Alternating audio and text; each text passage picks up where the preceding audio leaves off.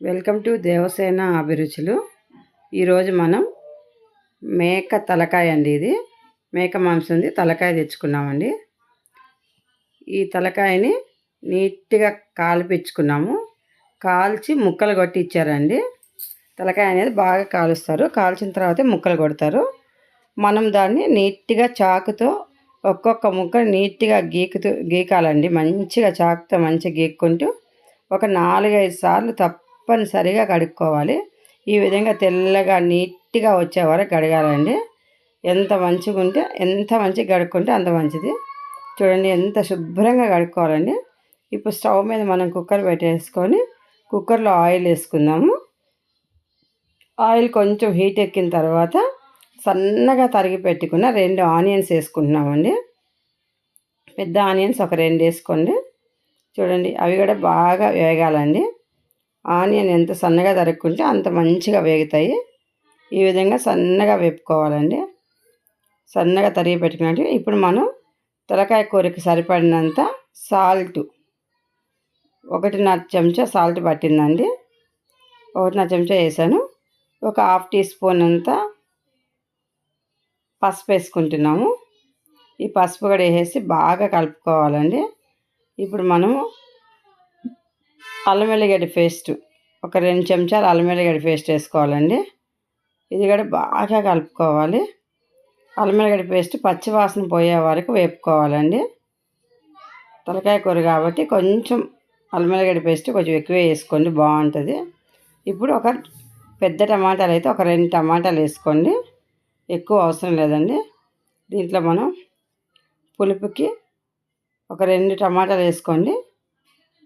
ఇప్పుడు మనం నీట్గా శుభ్రంగా కడిగి పెట్టుకున్న తలకాయ మాంసం, ఈ తలకాయ మాంసాన్ని కూడా కుక్కర్లో వేసేసుకున్నామండి. వేసేసి బాగా కలపాలి. ఇది నీట్గా ఈ ఆనియన్ టమాటా ఇవన్నీ కూడా ఈ తలకాయకి బాగా పట్టేంత వరకు మనం నీట్గా పట్టించుకుందామండి.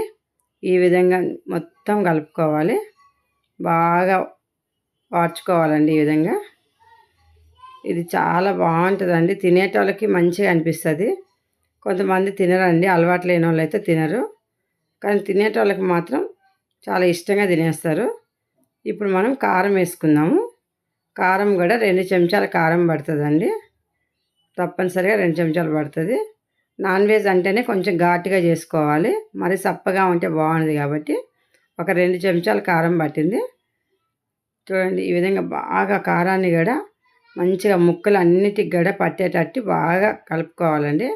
ఇప్పుడు గరం మసాలా ఒక టేబుల్ స్పూన్ నిండా గరం మసాలా వేసేసుకుందామండి. ఇప్పుడు ధనియాల పొడి ఒక 2 చెంచాలు ధనియాల పొడి వేసుకుందామండి. ధనియాల పొడి అంటే డ్రై రోస్ట్ చేసి పెట్టుకున్న ధనియాల పొడి మాత్రమే వాడతానండి నేను. మీరు కూడా ఇదే వాడుకోండి, చాలా బాగుంటుంది. డ్రై రోస్ట్ చేసుకున్న ధనియాల పొడి ఇది కూడా బాగా ముక్కలకి అన్నిటికీ పట్టే వరకు పట్టుకోండి. కొంచెం చింతపండు నానబెట్టి ఆ గుజ్జు వేసుకోవాలండి. చిన్న ఉసిరికాయ అంత చింతపండు అండి, ఎక్కువ చింతపండు పోయకూడదు. ఉసిరికాయ అంత చింతపండు నానబెట్టుకొని ఆ చింతపండు జ్యూస్ కూడా పోసేసుకోవాలి. కంపల్సరీ వేయాలండి చింతపండు జ్యూస్, బాగుంటుంది. ఇప్పుడు మనం ఈ తలకాయ కూర ఉడకడానికి సరిపడినన్ని వాటర్ పోసుకొని కుక్కర్లో విజిల్స్ పెట్టేసుకుందామండి. చూడండి ఈ విధంగా కుక్కరు మూత పెట్టేసి మనం కనీసం 7 విజిల్స్ పెట్టుకోవాలండి.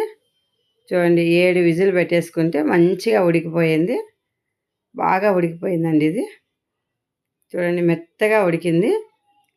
తలకాయ కూర కొంచెం లేతదే అండి ఇది, అందుకే తొందరగా ఉడికిపోయింది. 7 విజిల్ పెట్టుకున్నాము. చాలా టేస్టీగా ఉంటుందండి తలకాయ కూర.